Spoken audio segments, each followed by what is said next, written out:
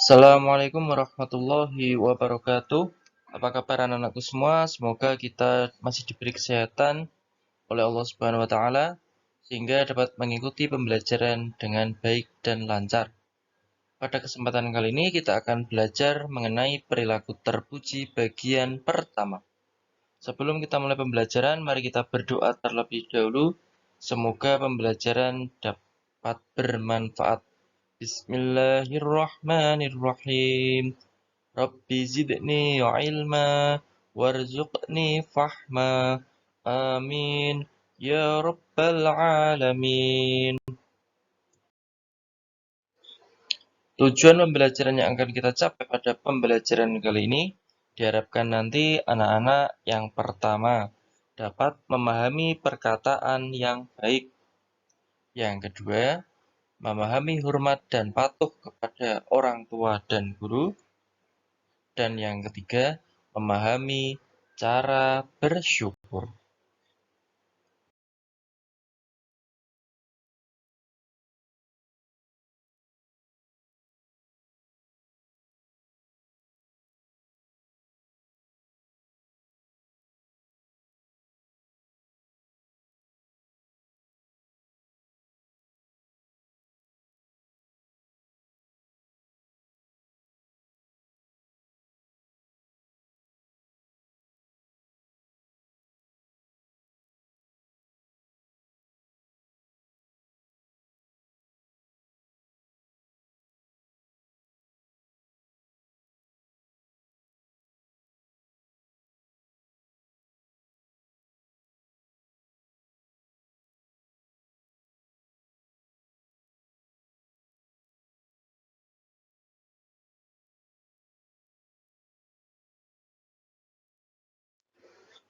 Berkata baik.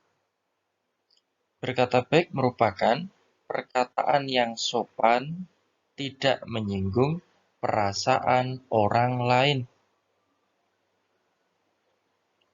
Sesuai dengan pengertian perilaku baik tadi, ya perilaku terpuji tadi, sesuai dengan aturan yang ada di masyarakat. Contoh paling mudah dalam berkata baik. Ketika kita berkata baik di daerah kita, belum tentu di daerah lain akan dianggap baik. Contoh, ketika kalian pernah mendengar orang-orang di daerah Jawa Timur, ya, daerah Madura, itu kalau berbicara juga cepat dan nadanya tinggi.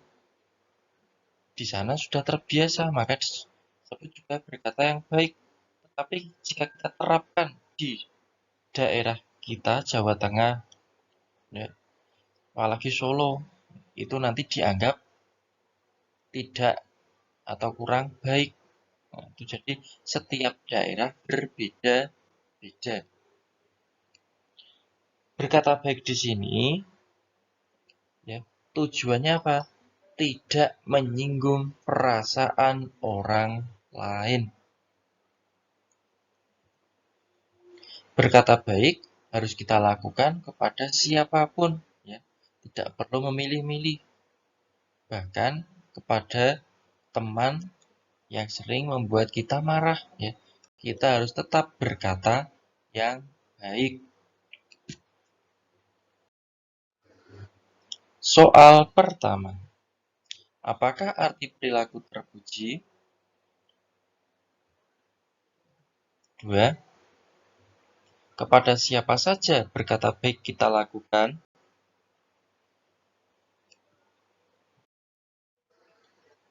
Hormat dan patuh. Hormat artinya menghargai orang lain, sedangkan patuh artinya menaati perintah. Jadi, apabila kita menghormati orang lain, maka berarti kita menghargai orang tersebut. Maksudnya gimana? Kita tidak merendahkan, ya. Jadi kita menganggap orang lain itu lebih baik daripada kita. Sedangkan patuh, ya, kita menaati perintah apa yang disampaikan oleh orang tersebut. Hormat dan patuh kepada kedua orang tua hukumnya wajib selama tidak bertentangan dengan ajaran agama. Jadi, ketika menaati perintah orang tua, ya, itu harus. Tetapi, jika perintah orang tua tersebut bertentangan dengan ajaran agama kita, maka kita tidak boleh melakukannya. Contohnya, ketika orang tua menyuruh kita untuk mengambil mangga tetangga tanpa izin, ya, kita wajib menentang. Kita tidak boleh. Bukan berarti kita menjadi anak durhaka, tapi emang, ya, aturannya seperti itu.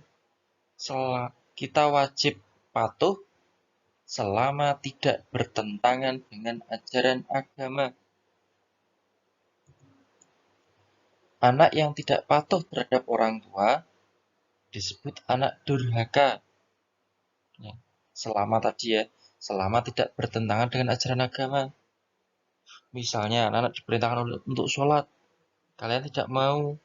Diperintahkan untuk membantu orang tua, misalnya mencuci, tidak mau. Lah itu dapat disebut sebagai anak yang durhaka dan akan mendapat azab dari Allah. Hormat dan patuh juga harus kita lakukan terhadap guru ataupun dengan yang lainnya. Dengan cara bagaimana kalau guru?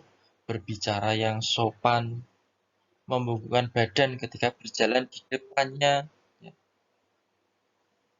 Yang kita lakukan sejak kecil. Jangan sampai anak-anak ketika berbicara dengan guru tidak pernah berbahasa yang baik. Ya, seperti dengan temannya sendiri.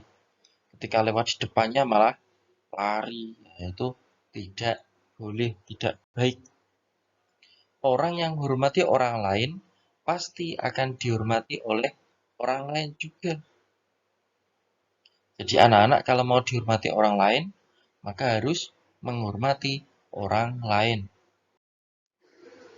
Soal ketiga, bagaimana cara kita berjalan di depan guru?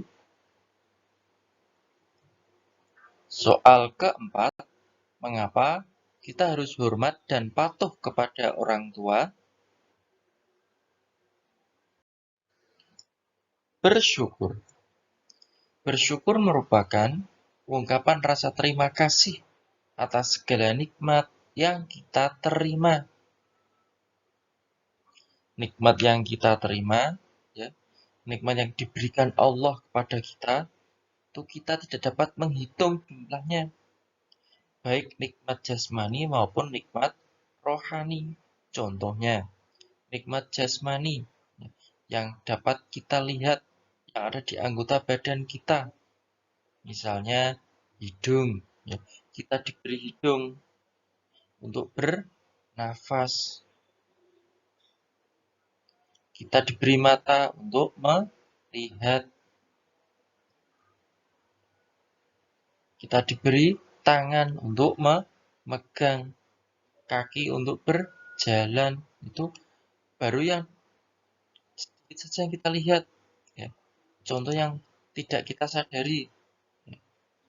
Hidung kita, lubangnya menghadap ke bawah. Itu juga nikmat. Coba kalau hidung kita menghadap ke atas. Nanti kalau hujan, nah pasti akan penuh dengan air. Itu juga merupakan nikmat Allah yang wajib kita syukuri. Kita dapat bersyukur dengan mengucapkan lafal tahmid atau hamdalah, yaitu Alhamdulillahirabbil alamin. Itu berarti apa? Bersyukur dengan ucapan. Selain ucapan, bersyukur dapat kita lakukan di dalam hati, ya. Jadi kita mengucapkan hamdalah atau tahmid tadi dan kita yakini dalam hati jika kita memang benar-benar bersyukur. ataupun dengan perbuatan. Dengan perbuatan caranya bagaimana? Ya kita dengan melakukan ibadah kepada Allah, itu juga bersyukur dengan perbuatan. Apabila diberi rezeki yang banyak, contohnya diberi nikmat uang yang banyak ya. Cara bersyukur dengan perbuatan, kita sedekahkan, kita amalkan sebagian.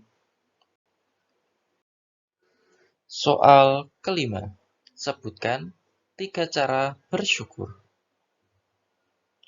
Demikian pembelajaran kali ini, semoga bermanfaat. Mari kita tutup dengan bacaan hamdalah bersama-sama. Alhamdulillahirabbil alamin. Wabillahi taufik walhidayah. Wassalamualaikum warahmatullahi wabarakatuh.